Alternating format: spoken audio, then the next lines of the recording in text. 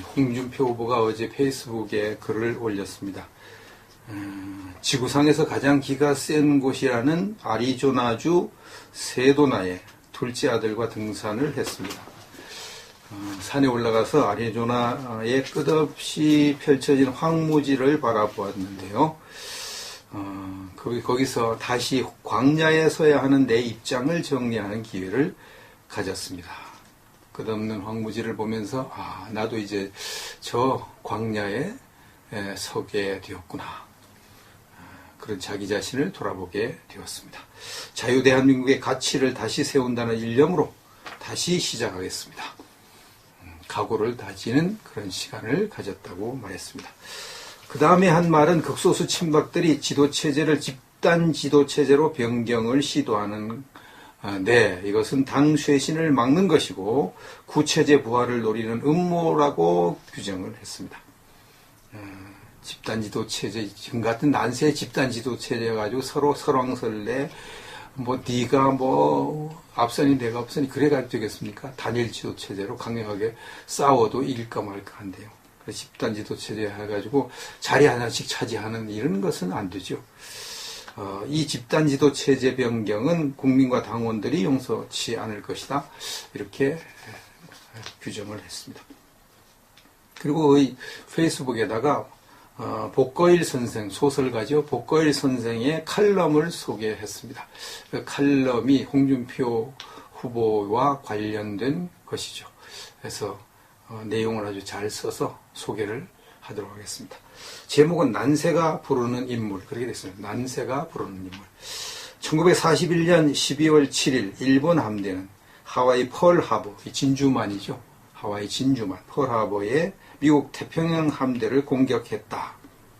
6척의 항공모함에서 발진한 일본 함재기들은 모항에 정박한 미국 전함들을 거의 다 파괴했다.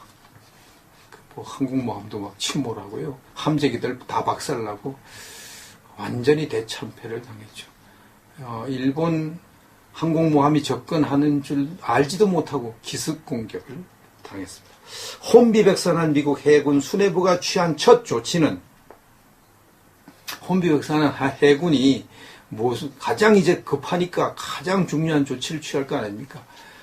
미국 해군의 핵심부가 공격을 받았고 완전히 초토화됐으니까 이것을 반격해서 승리로 이끌려면 가장 중요하고 가장 시급한 조치를 취했죠. 그 첫 조치가 대서양 함대 사령관 어니스트 킹 제독을 미국 함대 사령관으로 임명한 것이었다. 대서양을 지키던 어니스트 킹 제독을 미국 전 해군 함대 사령관으로 임명을 했습니다. 킹은 매우 뛰어났으나 하고 나자가 붙으면 그 다음부터는 안 좋은 거죠. 뛰어났으나 성격이 거칠었고 화를 잘 내서 적이 많았다. 뛰어난 장군은 틀림없는데 성격이 거칠고요. 화를 잘 내가지고 적이 많아. 성격 거칠고 화를 잘 내는 사람은 아무데나 화를 막 내고 막 그냥 주도권을 잡고 막 하고 이러기 때문에 적이 많죠. 적이 많아. 그래서 이제 사람들이 이제 꺼리는 그런 인물이죠. 능력은 있는데 이게 사람들과 대인 관계가 안 좋다. 임명 소식을 듣자 킹은 다음과 같이 말했다.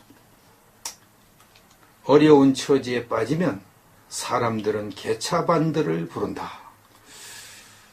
이런 말을 했다고 알려졌죠. 어려운 처지에 빠지면 사람들은 개차반들을 부른다. 개차반이라는 말이요. 여기 보니까 Sons of Bitches. 비치는 개를 말해요. 빛이 주니까 개들의 아들들. 개차반. 복거일 선생님이 말했습니다. 맞는 말이다. 난세는 거친 사람들을 부른다. 난세에는 남이 겁내는 일을 태연히 실행할 수 있는 사람들이 필요하다. 적어도 사람들은 그렇다고 믿는다. 그렇죠. 난세에는 이런 거친 개차반들이 필요한 것이죠. 개차반 표현을 이렇게 했지만 마치 사냥개처럼 누구도 두려워하지 않고 돌진하는 그런 사람이 난세에는 꼭 필요한 것입니다. 뒷날 누가 킹에게 이게 확인해서 정말 그렇게 말했습니까? 난세에는 개차반들을 부른다 이렇게 말했습니까? 그러니까 그런 얘기를 한 적이 없다고 얘기를 하고 덧붙이기를 만일 그 당시 그런 생각을 했다면 그렇게 말했을 것이다. 자기가 그런 생각을 했다면 자기는 그렇게 말을 했을 거라고. 왜냐하면 자기는 도저히 미국 전 함대를 지휘할 그런 입장이 안 되고 사람들이 자기를 싫어하는 사람이 너무 많기 때문에 적이 너무 많기 때문에 자기는 도저히 미국 함대 사령관이 될 수 없었고 그냥 대서양 함대 한 부분만 담당하고 있었는데 난세가 닥치니까 미국 해군에 미국 전체에 큰 위기가 닥치니까 자기 같은 개차반을 이 사냥개 같은 사람을 미친 개 같은 사람을 불렀다는 거죠. 필하버, 폴하버, 이제 진주만이 비습됐을 때 미국 해군이 킹을 찾은 것처럼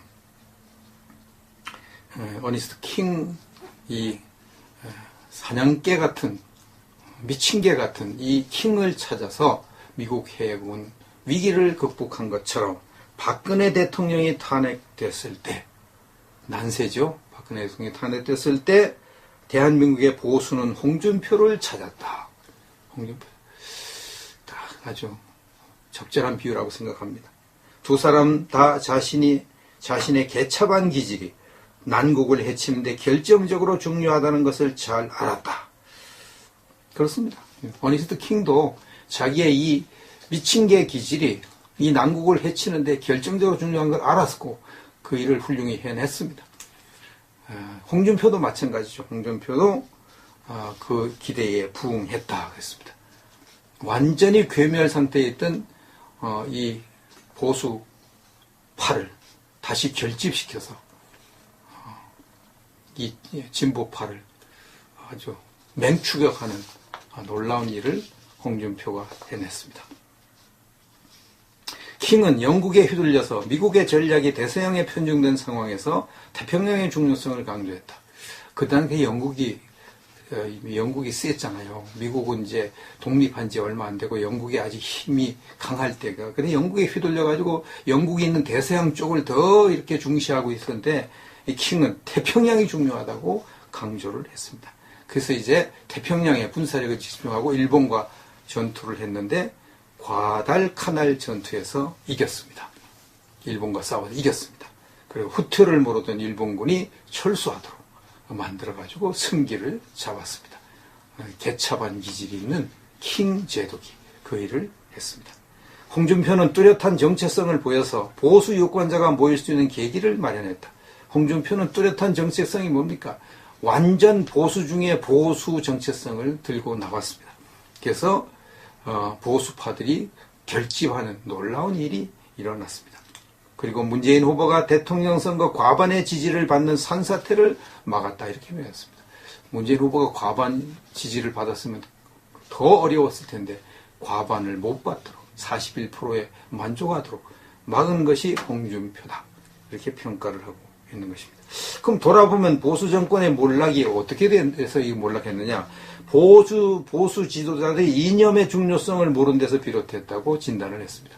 이념의 중요성이 얼마나 중요한 걸 모르고 그동안 정치를 했다는 것입니다. 좌파 정권 10년 동안 대한민국의 부정적인 생각들이 널리 퍼졌는데도 부정적인 생각이 뭡니까?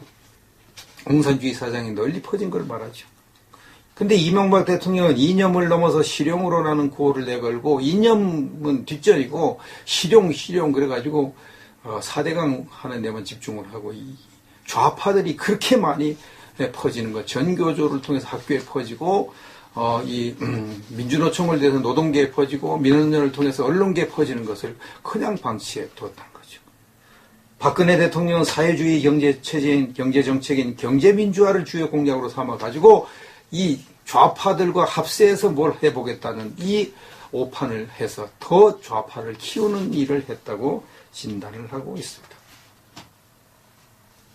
이번 선거가 자유민주주의와 시장경제에 대한 무지와 편견이 극심하다는 것을 보여줬다. 이번 선거에 완전히 나타나죠. 우리 보수 우파들이 얼마나 시장경제, 자유민주주의에 무지한가? 얼마나 무지한가? 이걸 무지하기 때문에 좌파의 정권을 넘겨주는 이런 일이 일어났다고 진단을 하고 있습니다. 지금 보수에게 필요한 것은 대한민국의 이념, 그리고 체제, 이것을 소생시키려는 풀뿌리 운동이다. 이렇게 했고, 태극기 집회에 참가한 시민들이 대한민국을 지키려는 열정이 거대한 압류로 흐르는 것을 보여줬다. 태극기 운동이 대한민국을 살리려는 거대한 운동이 어두운 가운데 거대한 압류로, 어두운 가운데서 흐르는 물을 아마 압류라고 한 것 같은데, 어두람자를 쓴 것 같아요. 한문을 안 써서 그렇게 해석이 됩니다. 어두운 가운데, 이 좌파들이 완전히 뒤엎은 이 칠흑 같은 어두운 가운데 거대한 태극기 물결이 일어난 것.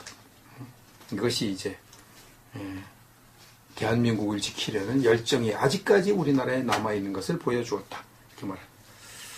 그래서 이것이 지금 이 좌파 정권이 들어섰는데 이 압류를 생산적 활동에 돌리는 일이 무엇보다도 중요하다. 이렇게 말하고 활발한 시민적 활동 없이 실패한 보수정당이 정권을 되찾을 수는 없다. 이 거대한 압류를 활용하지 않고는 보수정당이 다시 정권 찾기 어렵다. 이렇게 진단을 합니다.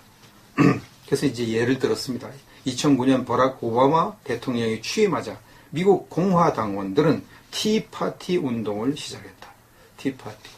차만 마시면서 파티하는 검소한 파티를 말하겠죠. 검소한 파티. 티파티 운동을 시작했다.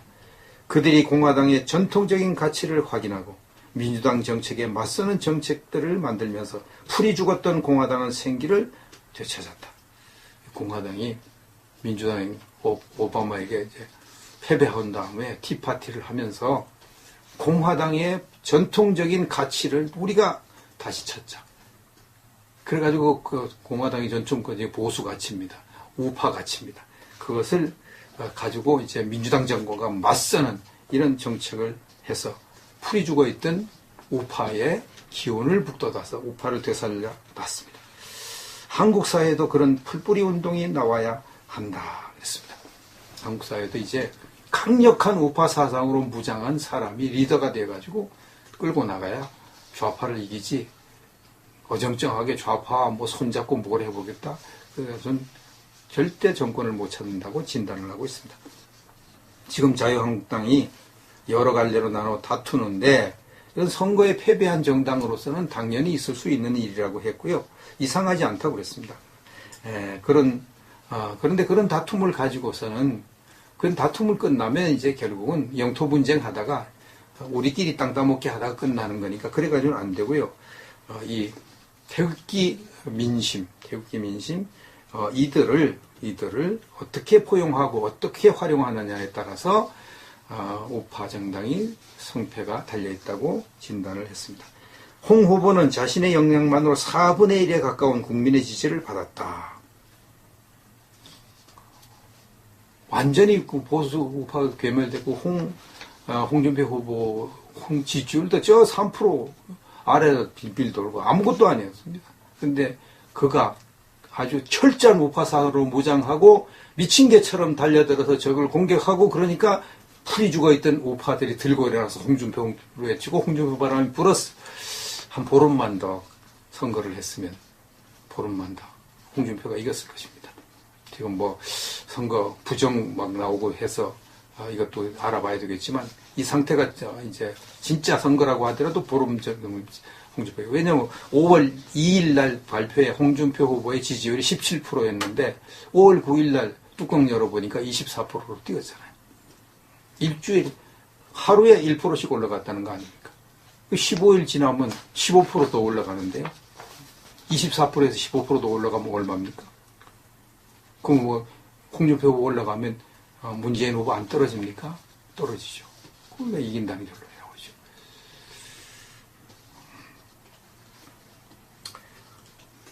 일단 난세가 부르는 인물임을 증명한 것이다.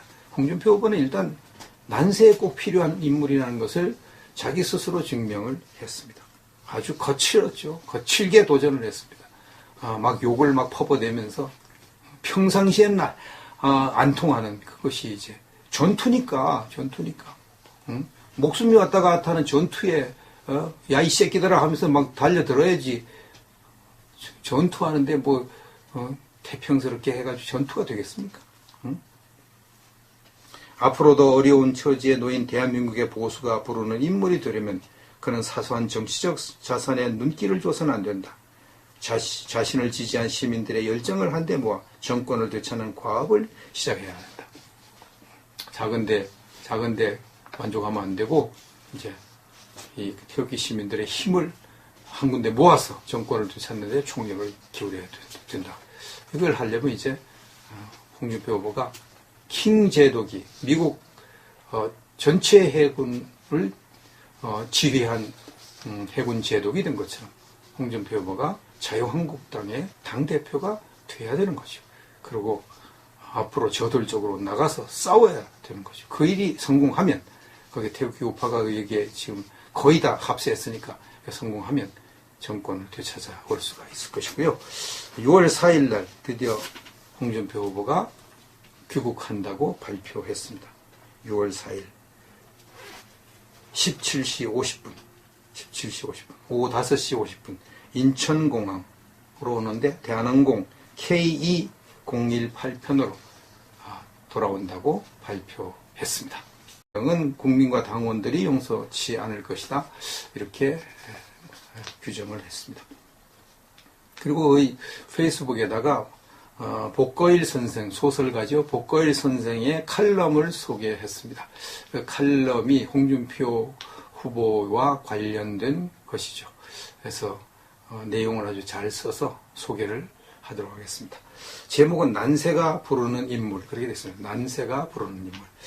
1941년 12월 7일 일본 함대는 하와이 펄하버, 진주만이죠.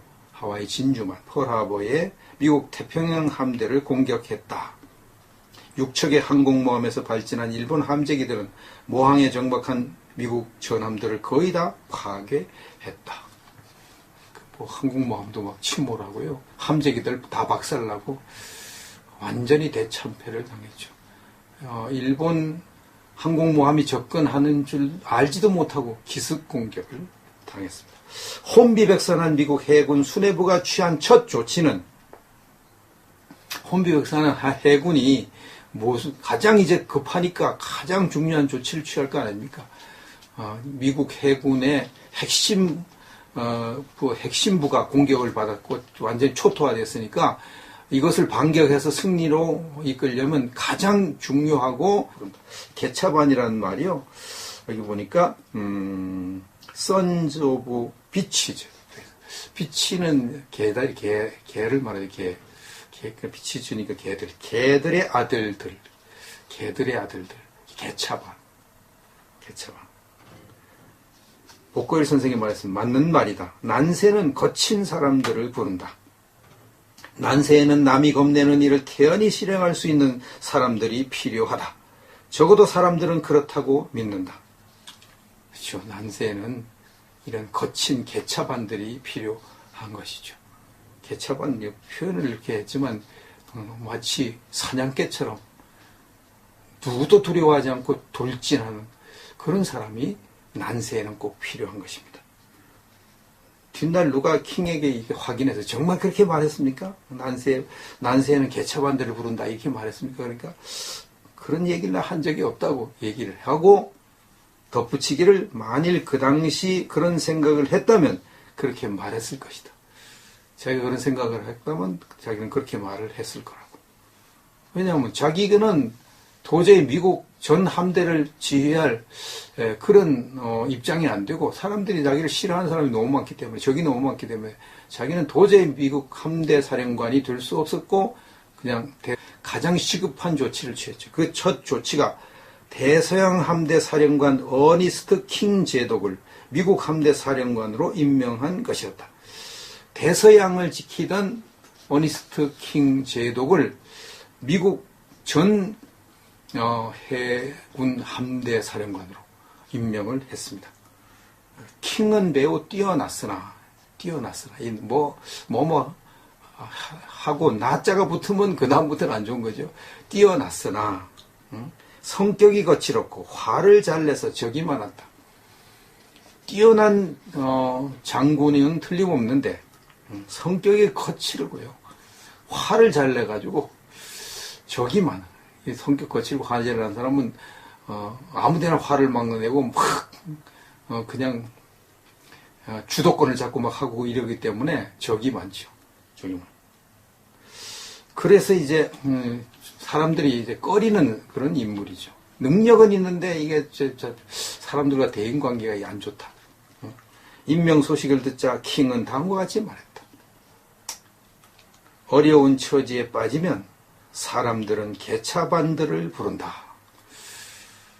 이런 말을 했다고 알려졌죠.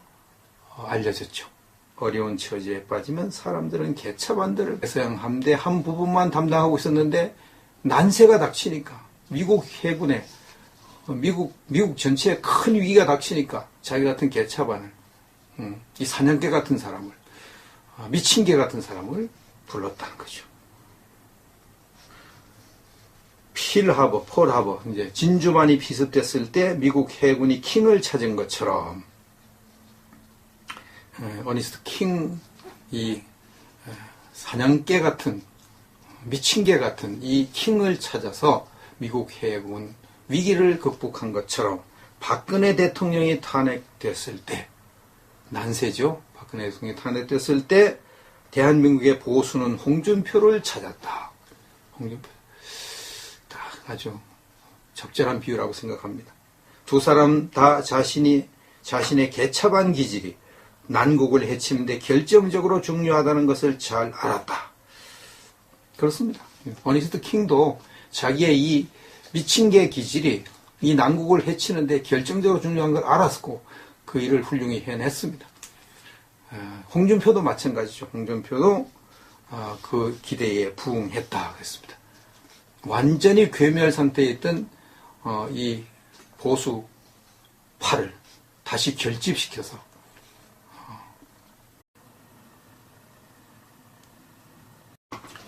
홍준표 후보가 어제 페이스북에 글을 올렸습니다. 지구상에서 가장 기가 센 곳이라는 아리조나주 세도나의 둘째 아들과 등산을 했습니다. 산에 올라가서 아리조나의 끝없이 펼쳐진 황무지를 바라보았는데요. 거기서 다시 광야에 서야 하는 내 입장을 정리하는 기회를 가졌습니다. 끝없는 황무지를 보면서 나도 이제 저 광야에 서게 되었구나. 그런 자기 자신을 돌아보게 되었습니다. 자유대한민국의 가치를 다시 세운다는 일념으로 다시 시작하겠습니다. 각오를 다지는 그런 시간을 가졌다고 말했습니다. 그 다음에 한 말은 극소수 친박들이 지도체제를 집단 지도체제로 변경을 시도하는 이것은 당 쇄신을 막는 것이고 구체제 부활을 노리는 음모라고 규정을 했습니다. 집단 지도체제, 지금 같은 난세 집단 지도체제 가지고 서로 설왕설래 네가 앞선이 내가 앞선이 그래가지고 되겠습니까? 단일 지도체제로 강력하게 싸워도 이길까 말까 한데요. 집단 지도체제 해가지고 자리 하나씩 차지하는 이런 것은 안 되죠. 이 집단 지도체제 변경